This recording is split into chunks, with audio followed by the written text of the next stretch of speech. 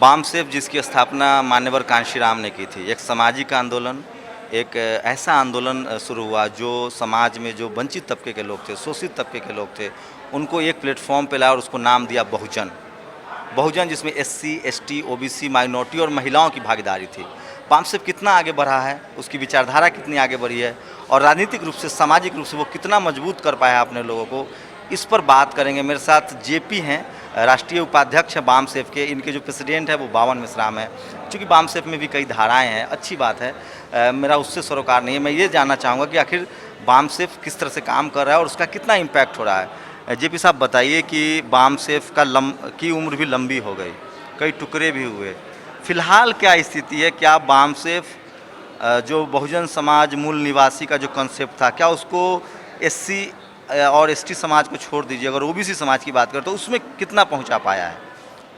अगर आप all India के ज्योग्राफी को देखें तो मेरा जो ऑर्गेनाइजेशनल मीटिंग होता है और देश भर से लोग आते हैं, तो उसमें जो 529 ज़िले हैं उसमें हमारा संगठन का नेटवर्क है अभी, और उसमें 43 जो नहीं सर, मैं आपके संगठन का नेटवर्क नहीं जानना चाह रहा हूँ, मैं समाज में चाह रहा हूँ कि इम्पैक्ट क्या हो रहा है, क्या बदल रहा है। मैं आज भी जाता हूँ, मैं अभी बिहार से आया हूँ, हाथ में लाल धागा, ओबीसी सबसे बड़ा लठैत है ब्राह्मणिकल स्ट्रक्चर का। क्या आप लोग उसको बदल पाए हैं? और मैं खासकर उन लोगों की बात कर रहा हूँ, चूँकि बामसेफ में सरकारी कर्मचारियों की भागीदारी ठीक ठाक है, जो एससी, एसटी, ओबीसी, माइनॉरिटी से हैं। मैं देख रहा हूँ लोग को नौकरी मिल रही है आरक्षण से, वो लड्डू जाके हनुमान जी को चढ़ा रहा है। इसमें आप कितना सुधार कर पाए हैं और आप इसके लिए क्या काम कर रहे हैं? देखिए, वामन मेश्राम साहब के नेतृत्व में हम लोग काम कर रहे हैं और बाबा साहब का जो विचारधारा है उस आधार पर बामसेफ है। और विचार परिवर्तन हर परिवर्तन का मूल है। इस सिद्धांत पर मेरा हर मुद्दा हर जगह प्रचारित होता है। जो भी ओबीसी के लोग हैं, अभी मधेपुरा का मैं उदाहरण दे रहा था कि मधेपुरा में कोई प्रखंड नहीं है जहां ओबीसी या एससी, एसटी, ओबीसी के लोग इसमें नहीं है। नहीं है, नहीं, हिंदुआइजेशन खत्म हो गया, लोग पत्थर पहनना बंद कर रहे हैं, मंदिरों में जाना बंद कर रहे हैं। हाँ, वो जो लोग हमारे संगठन में आ रहे हैं वो सारे लोग बंद कर दिए बिना कहे हुए। उनके घर में किस तरह का इम्पैक्ट है, मैं सचमुच जानना चाह रहा हूँ। आप सचमुच में सूरज मंडल हैं, उनको मैं उदाहरण भी दे रहा हूँ। सूरज मंडल को आप पूछिए कि मधेपुरा में हमारे स्टेट के बामसेफ के उपाध्यक्ष हैं हरिचंद मंडल जी, वो भी ओबीसी से हैं, और कितने ओबीसी वहाँ है 50-50। क्या है तेजी, क्या है जिस तरह से आरएसएस काम करती है, जिस तरह से उसने फिर से एस्टैब्लिश कर दिया हिंदू धर्म को। जो हिंदू धर्म मतलब मेरा कोई धर्म से खिलाफ नहीं है, सबका निजी मामला है, लेकिन मैं चूँकि हिंदू धर्म से ही बहुजन समाज पीड़ित है, उसी के आड़ में शोषण हुआ है। उस शोषण से निकलने के लिए बामसेफ की जो रणनीति है वो कितनी कारगर हुई है? ईमानदारी से बताइए, क्या आप घर घर पहुँच पा रहे हैं, लोग सपोर्ट कर रहे हैं?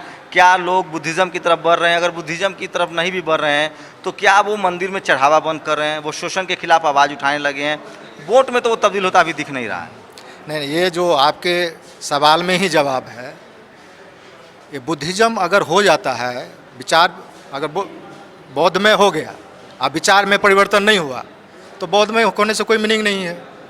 तो बामसेफ जहाँ जहाँ प्रचार कर रहा है वहाँ विचार में परिवर्तन होता है। विचार में परिवर्तन होने से उसका सारा सांस्कृतिक परिवर्तन। क्या स्पीड क्या है उसकी? स्पीड क्या है सर, गति क्या है? अब अगर आप जाएं, मैं आपको नाम लेता, बिहार में नाम ही लेता हूं डिस्ट्रिक्ट का, आप जाइए भभुआ, आप जाइए औरंगाबाद, आप जाइए गया, आप जाइए मधेपुरा जो जादवों का बेल्ट कहलाता है, गोप कहलाता है, रोम गोप क्या क्या, तो उन जगहों पर आप जाइए कि तो काफ़ी स्पीड अच्छी है, लोग उसको अवॉइड। ब्राह्मण, दूसरी बात है कि आप हिंदू धर्म मत कहिए, हिंदू धर्म कहाँ है? ब्राह्मण धर्म को हिंदू धर्म कहता है ताकि ब्राह्मण बचा रहे। यहाँ पर आप लोग जो प्रचारित करते हैं इसीलिए दिक्कत है, समस्या है।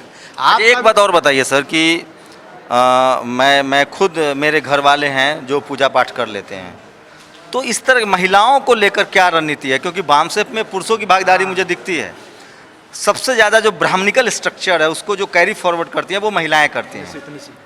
उसके लिए क्या रोड मैप है आप लोगों के पास? क्या कोई महिला विंग काम कर रही है? काम कर रही तो किस तरह से काम कर रही है और आगे क्या रोड मैप है?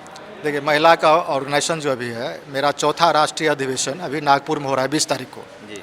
मैं आपसे अनुरोध करूंगा कि निश्चित रूप से वहाँ सॉर्ट आउट कीजिए, वहाँ शूट लीजिए और आपको नज़रिया मिल जाएगा जो एकदम साक्ष होगा, चूँकि गुलामों को तो सीइंग इज बिलीविंग, तो देखने से स्पष्ट हो जाएगा। एक मेरा महिला विंग अभी 8 से 10 लाख रुपया सालाना मिनिमम, मैक्सिमम 16 लाख और मिनिमम 8 लाख जो है करता है। अभी 17 लाख, इस साल 17 लाख का फिगर है। चलिए ठीक है, वो आपकी आर्थिक मजबूती हो, आपकी संस्था हो, अच्छी बात है। मुझे ये बताइए कि जो नौकरी पेशा लोग हैं जो बामसेफ से जुड़ रहे हैं, वो क्या पूरी तरह से भेदभाव को समझ रहे हैं?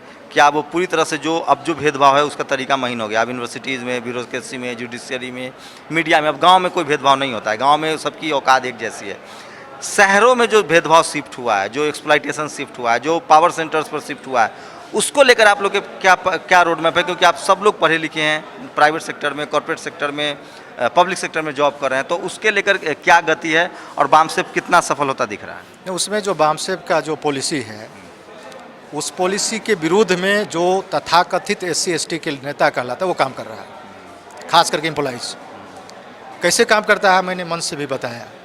तथाकथित क्यों कह रहे हैं? तथाकथित इसलिए कह रहा हूँ कि शेड्यूल कास्ट एक मैजर ग्रुप है और इसी की क्या हालत? और मेजर ग्रुप को आप दुश्मन मान रहे हैं। अच्छा, ये कन्फ्लिक्ट पैदा करने की कोशिश कर जा रही है SC ST और OBC में, जबकि दुश्मन उसको आपके विरुद्ध ढाल के रूप में वो कर रहा है। अगर कोई कुत्ता को पत्थर मारे तो कुत्ता जो है पत्थर पर तो नहीं दौड़ेगा, जो मारता है उस पर दौड़ना चाहिए। कॉज पर हमको काम करना है ना, तो वो तो खत्म है। जितना SC ST को संवैधानिक अधिकार है और जिस तरीके का है और जहाँ जहाँ है सेम उसी तरीके का, और वहाँ OBC को भी है। ये चीज़ दुश्मन उनको नहीं, आपको ये नहीं लगता है कि आज के डेट में ब्राह्मणिकल स्ट्रक्चर में OBC सबसे बड़ा डोनर है, सबसे ज़्यादा मंदिर जाता है, सबसे ज़्यादा चंदा देता है? और आज भी कास्ट सिस्टम में, चूँकि भारत में सब एक दूसरे से नफरत करते हैं कास्ट आधार पे, आपको लगता है कि OBC को अपनी लीडरशिप दलितों को सौंपनी चाहिए, SC ST लोगों को देनी चाहिए? नहीं, लीडरशिप का कंसेप्ट आप गलत बता रहे हैं। लीडरशिप का मतलब होता है कि जो हर कास्ट और हर लेवल पर लीडरशिप पैदा करना।